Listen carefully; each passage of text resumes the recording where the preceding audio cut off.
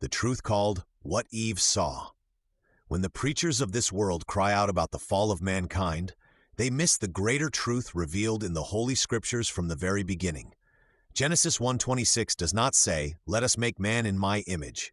It says, "Let us make man in our image, after our likeness." This was never about a singular reflection of the Creator's character. This is about the process required for developing mankind into the image of the heavenly council, into the full embodiment of Yahweh Almighty through testing and development of perfect holy character. Genesis 3:22 confirms this when Yahweh himself declares, "Behold, the man has become as one of us to know righteousness and evil." Therefore, the so-called fall was not an accident. It was a step in the perfection process. The tree of knowledge was not planted in Eden as a trap, but as a test that the Almighty knew that they would fail. It was not the stumbling block of mankind that revealed his ruin. It was the resistance to the forbidden that is used to develop his spiritual strength. Therefore, the deception of Eve was not the collapse of our future, but the sharpening of it. For without trial there can be no triumph, and without the forbidden there can be no holy character development. Genesis 3:6 records with piercing clarity the anatomy of our disobedience. The moment where sight overrides the commandments, where perception replaces obedience. And when the woman saw that the tree was beneficial for food, and that it was pleasant to the eyes, and a tree to be desired to make one wise, she took of the fruit thereof, and did eat, and gave also unto her husband with her, and he did eat. What Eve saw is the lesson and test of every generation that has followed. Sin does not enter first through the hand, but through the eyes. She saw with corrupted vision. She saw with desire instead of faith. She saw the forbidden not as danger, but as a delight, exactly as the world does to this very day. First, she saw that it was beneficial for food. The lust of the flesh was awakened. She obviously forgot that every tree of the garden had already been given freely, that the Creator had already provided abundance of food without measure. Yet now what was forbidden seemed necessary. That is the deception of sin. It whispers that what Yahweh withholds is what you need the most. Then she saw that it was pleasant to the eyes. The lust of the eyes consumed her. It became a longing from deep within her being. The fruit had always been there, but it had never shone so brightly, never glistened with such appeal, not until the serpent's words stirred her perception. Just as it does today, sin dresses itself in beauty, and the more you stare at it, the more it blinds you. Proverbs 27:20 declares, "Hell and destruction are never full, so the eyes of man are never satisfied." When our gaze lingers too long, that becomes the gaze that betrays the Almighty. Finally, she saw that it was a tree to be desired to make one wise. Here is where the pride of life was ignited.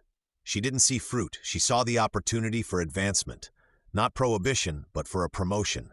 She envisioned herself stepping higher, knowing more, becoming more, even to the level of the Almighty. The serpent within had twisted her vision, saying, "You shall be as gods, knowing righteousness and evil." She saw herself exalted, and in that seeing she was deceived. Take note, people. Here lies the deeper mystery. This same triad of temptation, the lust of the flesh, the lust of the eyes, and the pride of life, are the very same temptations that confronted Yeshua the Messiah in the wilderness. Stones to bread, kingdoms of the world and their glory. Don't forget, a leap from the pinnacle of the temple to display his supernatural powers. Where Eve failed, Yeshua prevailed. Where the first woman saw deception and embraced it, the Anointed One saw temptation and crushed it. This is not coincidence. This is righteous design. For the testing of mankind is the only path to his perfection. Do you see it now? Eve's vision was not merely about fruit. It was the revelation of the process that all mankind must and will endure. To be made in the image of Yahweh requires the confrontation with us, a confrontation with desire, with beauty, and with ambition. It requires eyes that look but do not yield, flesh that hungers but does not consume, and hearts that yearn but remain humble. What Eve saw is what you and I see every single day. What Eve desired is what the serpent whispers in our minds still. The question is the same now as it was then. Will you obey your sight, or will you obey the commandments? Will you live by the fruit that deceives, or by the word that endures forever? Just for the record, Eve is not written in this narrative to condemn her, but she is written in it to expose every single one of us. She is not the villain of the garden, she is the mirror of our own weakness. She saw what we see, she desired what we desire. But the pathway to holy character is not forged by giving in to the sight, it is forged by resisting what or who we see. This is why James wrote, "Blessed is the man that endures temptation, for when he is tried, he shall receive the crown of life, which Yahweh has promised to them that love him." The crown does not come by avoiding the test, it comes by enduring the test and overcoming it. Therefore, the story of Eve is not a story of a hopeless collapse of humanity, but of the perfecting process.